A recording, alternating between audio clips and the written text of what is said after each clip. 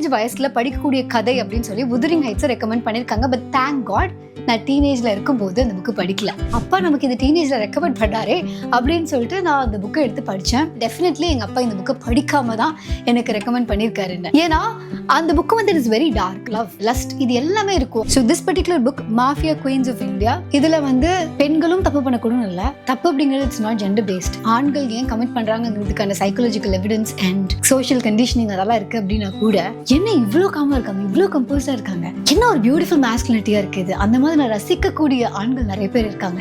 Recent டேஸ்ல நான் அவ்வளோ ஹூக்டா ஒரு புக்கை வந்து படிச்சதே இல்லை. பிரெத் அப்படின்னு சொல்லிட்டு ஜேம்ஸ் நெஸ்டர் அப்படிங்கிறவர் வந்து எழுதியிருக்காரு. It's a brilliant book.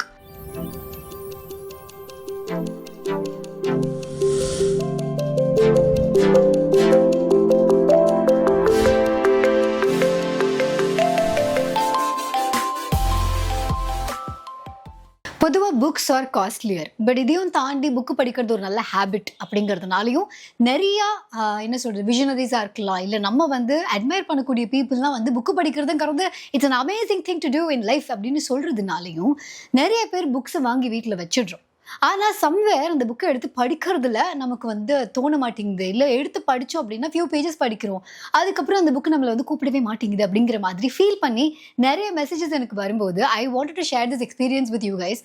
ஏன்னா எனக்கு வந்து சின்ன வயசில் எங்கள் வீட்டில் எங்கள் அப்பா வந்து நிறைய புக்கு படிப்பார். பட் ரொம்ப க்ரானிக் ரீடர்லாம் கிடையாது. அப்போவோ படிப்பார், படிக்காமலேயும் இருப்பார். பட் அந்த ஹேபிட் நல்லது அப்படின்னு எங்களுக்கு சொல்லிக்கிட்டே இருப்பார். ஆனால் நாங்கள் யாரும் புக்கு படிக்க மாட்டோம். ஏன்னா நம்ம அகாடமிக் புக் படிக்கிறதுக்கே ஒரு மாதிரி கரெக்டாக இருக்கும். ஸோ இதில் எக்ஸ்ட்ராவாக ஒரு புக்கு படிக்கிறது அப்படிங்கிறது எனக்கு மூடே இருந்ததில்லை. இருந்தாலுமே என்னோட ஒவ்வொரு ஏஜுக்கு ஏற்ற மாதிரியோ இல்லை என் அக்கா வளரவோ எங்களுக்குன்னு இந்த புக்ஸ் கரெக்டாக இருக்கும் அப்படின்னு சொல்லி எங்கள் அப்பா வாங்கி வைக்கிறது உண்டு. அதை நாங்கள் படிக்காமலே விடுறதும் உண்டு.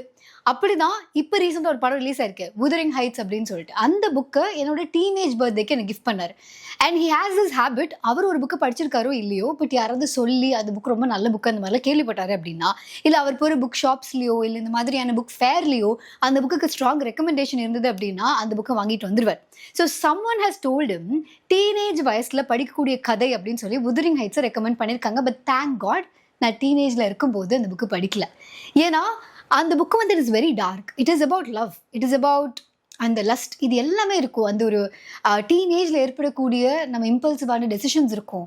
ஸோ அப்படி அண்ட் எப்படி ஒரு டாக்ஸிசிட்டி மேலே நமக்கு வந்து ஒரு லவ் வருது அப்படிங்கிற பற்றிலாம் இருக்கும். ஆனால் ரொம்ப டார்க்காக இருக்கும். ஆனால் தீஸ் கேரக்டர்ஸ், ஹீத்கிளிஃப் மாதிரியான கேரக்டர்ஸில் வந்து நம்ம கூட அவ்வளோ ஸ்டே பண்ணும். இந்த புக்கை வந்து நான் ரொம்ப வருஷம் கழிச்சு யாரும் ஒருத்தவங்க ரெக்கமெண்ட் பண்ணும்போது ரிமெம்பர்ட், ஆஹா அப்பா நமக்கு இது டீனேஜில் ரெக்கமெண்ட் பண்ணாரே அப்படின்னு சொல்லிட்டு நான் அந்த புக்கை எடுத்து படித்தேன். பட் நான் படிக்கும்போதே புரிஞ்சுக்கிட்டேன், டெஃபினெட்லி எங்கள் அப்பா இந்த புக்கை படிக்காம தான் எனக்கு ரெக்கமெண்ட் பண்ணியிருக்காருன்னு. அதே மாதிரி என்னுடைய ரீடிங் ஹேபிட் எப்படி ஸ்டார்ட் ஆச்சு அப்படின்னா, ஐ திங்க் நான் சின்ன வயசில் இருக்கும்போது இந்த வயசுக்கு படிக்கக்கூடிய புக்ஸ் அப்படின்னு சொல்லி வாங்கியிருப்பாங்க இல்லையா, அதில் ஒரு புக்கு கிழிஞ்சு தொங்கி ரொம்ப டஸ்ட் எல்லாம் படிஞ்சு புக் ஷெல்ஃபில் இருந்தது. அண்ட் எதேச்சியாக நான் வேறு ஏதோ ஒன்று தேடும்போது அந்த புக்கு என் கையில் பட்டு, and since I was like really bored அந்த புக்கை எடுத்து படித்தேன். பட் அப்போ தான் ஃபர்ஸ்ட் டைம் இந்த படிக்கக்கூடிய ஹைன்னு ஒன்று இருக்குல்ல, சம்வேர் நான் இருக்கிற உலகம் எல்லாமே ஷட் டவுன் ஆகி எனக்குள்ள ஒரு விஷுவல் எலிமெண்ட் ஓடுறது அப்படிங்கிறது எனக்கு அது ஒரு ஃபர்ஸ்ட் டைம் எக்ஸ்பீரியன்ஸாக இருந்தது. அண்ட் எத்தனை தடவை எத்தனை வருஷமாக எவ்வளோ புக்ஸ் வாங்கி கொடுத்தோம் நாங்கள் படிக்கவே இல்லை அப்படின்னாலுமே எங்கள் அப்பா வந்து he never stopped. Probably he believed என்னைக்காவது ஒரு நாள் நடந்தாலும் நடக்கலாம் அப்படிங்கிற மாதிரி ஒரு நம்பிக்கை இருந்ததா என்னன்னு எனக்கு தெரியல. ப்ராப்ளி ஹி பிலீவ்ட் இந்த அட்டாமிக் ஹேபிட்ஸில் சொல்கிற மாதிரி ஒரு ஹேபிட் ஸ்டார்ட் ஆகணும் அப்படின்னா அந்த ஹேபிட் வந்து நமக்கு ஆக்சசபிளாக இருக்கணும். ஒருவேளை என்னைக்காவது ஒரு நாள் என் பொண்ணு வந்து புக்கு படிக்கணும்னு ஆசைப்பட்டானா அட்லீஸ்ட் ஒரு சில புக்ஸ் இருக்கணும்னு அவர் நினச்சாரா என்னன்னு தெரியாது. பட் அப்படியே இருந்த ஒரு புக்கு மூலமாக தான் என்னோட ரீடிங் ஹேபிட் ஸ்டார்ட் ஆச்சு. மச் லேட்டர் என்னோட காலேஜ் டேஸ் எல்லாம் ஆல்மோஸ்ட் முடியும் போது தான் நான் வந்து மற்ற புக்ஸை வந்து படிக்கவே ஆரம்பித்தேன். ஸ்டார்டட் வித் ஃபிக்ஷன் அண்ட் அமிஷோடைய அந்த ஷிவ் ட்ரைலாஜி வந்து அப்போ ரொம்ப ட்ரெண்டிங்கில் இருந்தது. ஐ ரிமெம்பர் 2 புக்கு நான் ஃபர்ஸ்ட் புக் படித்தேன், எனக்கு ரொம்ப பிடிச்சிருந்தது. 2வது புக்கை வந்து சீக்ரெட் ஆஃப் த நாகாஸ் அது ஒரே நாளில் படித்து முடிச்சுட்டு எனக்கு கண்ணே தெரியல, எல்லாம் பிளர்டாக இருக்குது. அந்தளவுக்கு I was in a very different space. But அது ரொம்ப அடிக்டிவாக இருந்தது. அண்ட் 3rd புக்கு வந்து அது என்ன அப்போ தான் வந்து இன்னும் ரிலீஸ் ஆகல. ஸோ நானும் ஆர்டர் பண்ணிட்டேன். I was waiting and for the first time இந்த உலகத்தில் இருக்கிற ஸ்ட்ரேஞ்சர்ஸ் கூட கனெக்ட் ஆன மாதிரி எனக்கு ஒரு ஃபீலிங் இருந்தது. ஏன்னா அந்த புக்கு யாரெல்லாம் வெயிட் பண்ணிட்டு இருந்தாங்களோ அவங்களுக்கு எல்லாம் அந்த புக்கு டெலிவரி ஆகிட்டு வருது. இந்த எவ்ரிபடி ஃபேஸ்புக்கில் வந்து ஷேர் பண்ணிட்டு வராங்க, இந்த புக்கு வந்துருச்சு, I have got the book அப்படின்னு சொல்லிட்டு. இந்த 3rd ஓத் ஆஃப் தி வாயுபுத்ராஸ் அந்த புக்கு வந்து ரிலீஸ் ஆகிடுச்சு அப்படின்னு சொல்லிட்டு எல்லாரும் அதை ஷேர் பண்ணும்போது அவங்க யாருன்னே தெரியாது. பட் அவங்களோட எனக்கு ஒரு கனெக்ட். அப்ப நான் வந்து பார்ட் டைமா I was working for Sun Network, Suriyan எஃப்எம்ல. ஐ ரிமெம்பர் மிர்ச்சியில இருந்த ஒரு ஆர்ஜே அந்த புக்கு ஒண்ணு போட்டு, இந்த புக்கு வந்து வந்துருச்சு, I have got my copy அப்படின்னு போடும்போது, இதுக்கு முன்னாடி நான் அவங்கள காம்படிட்டரா தான் பார்த்துருக்கேன். ஸோ அது வரைக்கும் ஒரு காம்படிட்டர் மாதிரியே பார்த்த ஒரு நபரை வந்து திடீர்னு அவர் கூட ஒரு பாண்ட் ஒன்று, அவர்கிட்டலாம் நான் சொல்லலை. பட் ஒரு இமேஜினரி பாண்ட் அது வந்து டெவலப் ஆகுறது அப்படிங்கிறது இட் ஃபெல்ட் டிஃப்ரெண்ட். ஏன்னா அட் அ டயத்தில் ப்ராபப்ளி அப்போ தான் அந்த புக் ரிலீஸ் ஆயிருக்கு அப்படிங்கிறதுனால ஐ எம் ஷுர் அந்த ஷிஃப்ட் ட்ரையாலஜி படிச்சுட்டு இருந்த அத்தனை பேரும் அட் அ டயத்தில் ஒரு புக்கை படிச்சுட்டு இருப்பா. ஐ டோன்ட் ஈவன் நோ யார் என்னோட ஃபெலோ ரீடர்ஸ்னே எனக்கு தெரியாது. பட் யாரோ எங்கேயோ உட்காந்து அதே புக்கை அதே டயத்தில் படிச்சுட்டு இருப்பாங்க அப்படிங்கிற அந்த ஒரு ஃபீலே வந்து ரொம்ப வித்தியாசமாக இருந்தது. ஏன்னா மூவிஸை பொறுத்த வரைக்கும் அந்த கனெக்ஷன் அப்படிங்கிறது இட்ஸ் வெரி காமன். ஒரு படம் ரிலீஸ் ஆகுது அப்படின்னா யூ கேன் லிட்டரலி சி எத்தனை பேர் அந்த தேட்டருக்கு போகிறோம், எல்லாரும் அந்த தேட்டரில் இருக்கும்போது நம்ம எல்லாரும் அந்த படம் பார்க்குறோம் அப்படின்னாது இருக்கும். பட் புக்குக்கு அந்த மாதிரி அமையலை. இன்ஃபேக்ட் நான் அந்த புக்ஸ் படிக்கும்போது வேற யார் அந்த புக்கு படிச்சுட்டு இருக்காங்க அப்படிங்கிற எனக்கு வந்து என்னோட ஃப்ரெண்ட்ஸில் யாருமே இருக்கல. So it was more like ஒரு சோலோ ஹாபி மாதிரி தான் இருந்தது, ஒரு சாலிட்டரி ஜேர்னி மாதிரி தான் இருந்தது. பட் அது வந்து but I know for fact that someone somewhere அவங்களுக்கு வந்து தே நோ யூனோ இதே மாதிரி வேற யாரோ படிச்சுட்டு இருக்காங்க அப்படின்னு சொல்லிட்டு. ஸோ ஸ்லோலி இந்த ரீடிங் ஹேபிட் வந்து ஆரம்பிக்கிறதுக்கான காரணமாக இருந்தது யாரோ ஒருத்தர் அப்படிங்கிற மாதிரி இல்லாமல் எங்கள் அப்பா நான் புக்கு படிப்பேனா படிக்க மாட்டேனா, அந்த புக்கில் அவருக்கு பிடிச்சிருக்கா பிடிக்கலையா இது எதுவுமே தெரியாமல் he kept buying some books. ஏன்னா அவருக்கு வேற யாரோ கொடுத்த புக்ஸ்லாம் இருக்கும், அதில் ஏதோ எழுதியிருப்பாங்க. ஸோ அது வந்து இட் ஹேஸ் ஒரு இமீடியட்டான ஒரு கனெக்ட். இன்ஃபேக்ட் எங்கள் அப்பா வந்து when he was in his death bed அப்போ வந்து ஒரு புக்கு படிச்சுட்டு இருக்காரு. அண்ட் இன்ன வரைக்கும் அந்த புக்கு வந்து மேலே தான் இருக்கு. ஓகே, அந்த புக்கில் அவர் எந்த பேஜில் படிச்சுட்டு இருந்தாலும் அந்த பேஜில் ஒரு புக் மார்க் இருக்குது. இப்போ வரைக்கும் எனக்கு அந்த புக்கு பார்க்கும்போது ஒரு ஸ்பெஷல் ஃபீலிங். ஒருத்தர் தன்னோட லைஃப்பில் இருந்த லாஸ்ட் மூமெண்ட்ஸில் படித்த லாஸ்டான விஷயங்கள் அது வந்து மார்க்கோட அந்த புக் மார்க்கோடு அங்கே இருக்கிறது அப்படிங்கிறது அதுவே வந்து ஏதோ ஒன்று கொடுத்துட்டு போன மாதிரி, ஏதோ விட்டுட்டு போன மாதிரி, அது ஒரு ஸ்பெஷல் கனெக்ட். அந்த புக் அப்படியே இருக்குது. Okay, I think it is மேஜிக்கோ இல்லை ஹீரோவோ அந்த சீக்ரெட் சீரீஸில். ஸோ அந்த மாதிரி புக்கு மூலமாக ஒரு கனெக்ட் உருவாகுறது அப்படிங்கிறது இட் ஸ்லோலி ஸ்டார்டட்.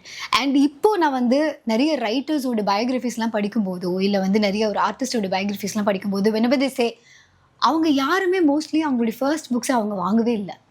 யாரோ ஒருத்தவங்க வாங்கி வச்சுருந்துருக்காங்க. ஐதர் அவங்க படிச்சுட்டு இதை கொடுத்துருக்காங்க, இல்லை அவங்க படிக்கலனாலும் இவங்க எடுத்து படிச்சிருக்காங்க. அது லைப்ரரிஸில் இருக்க புக்காக இருக்கலாம்.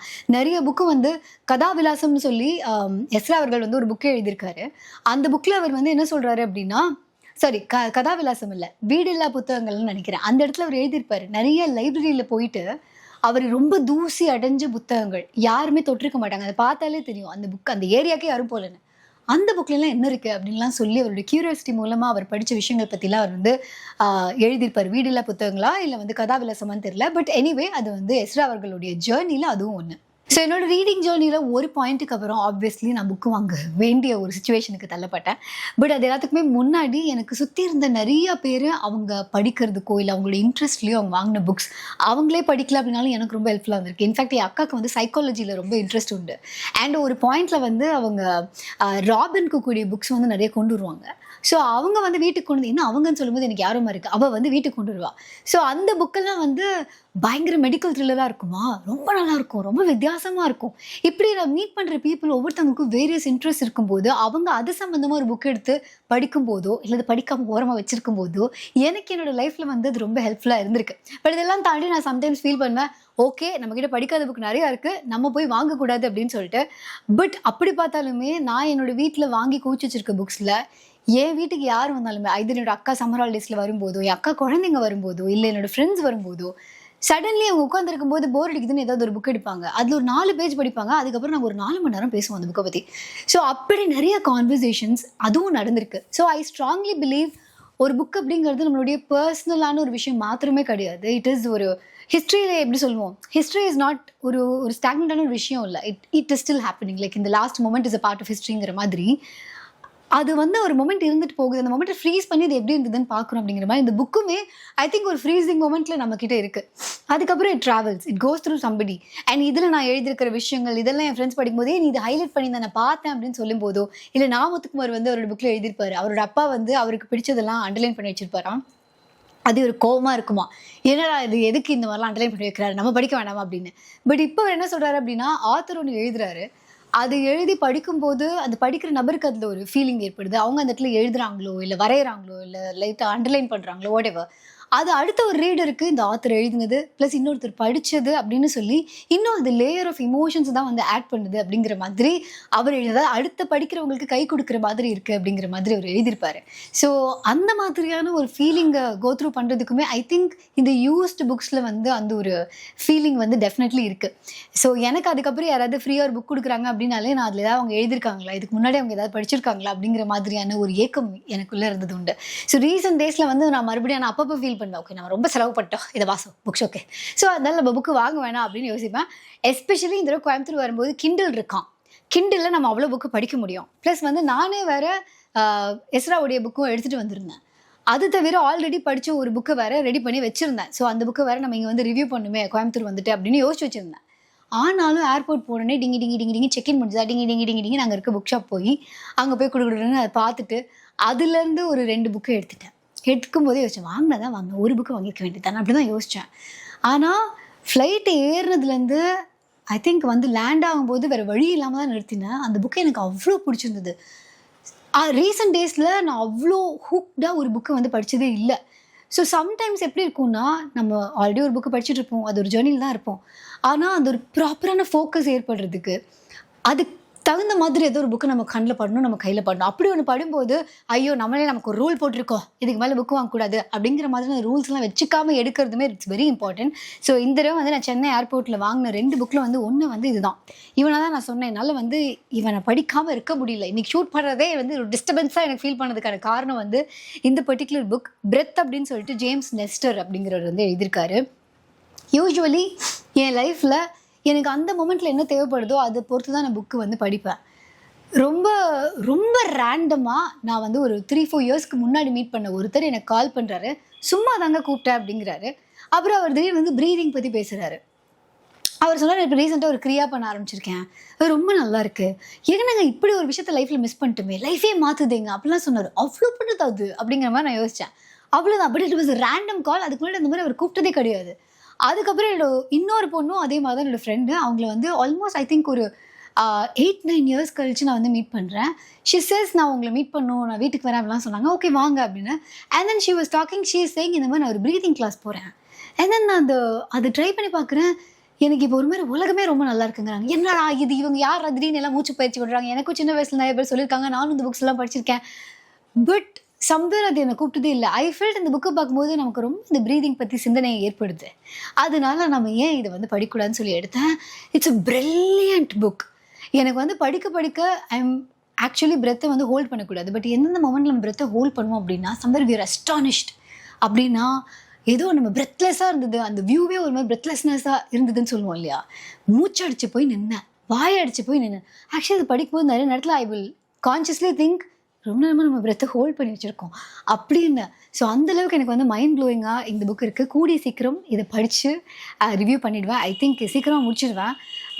Very wonderfully return.